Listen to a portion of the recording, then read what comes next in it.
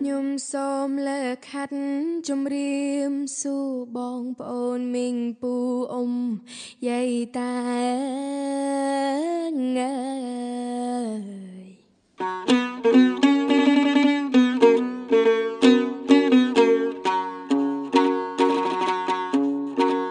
ស្រង់យើងអីលើផ្លែងអង្គចាស់ស្ពានផ្លូវហេថាល្អ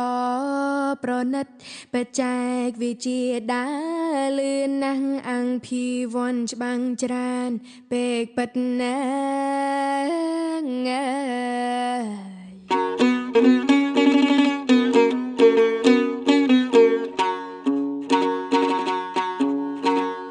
មាន ABS ស្រួលតន់ចិត្តទូតន់ឆ្ងាយចិនពិត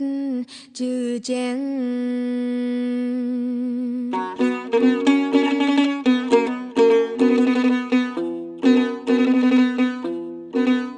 បាញ់ទៅបាញ់ម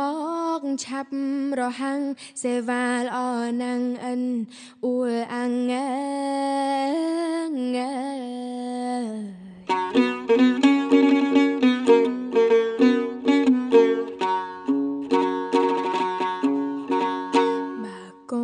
សន្សំបានការប្រាំងប្រជាជឿជាងតុង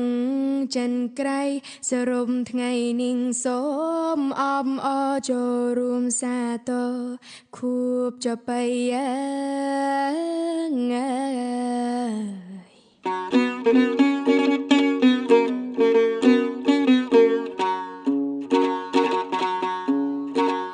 សម្បានវប្បធម៌ដ៏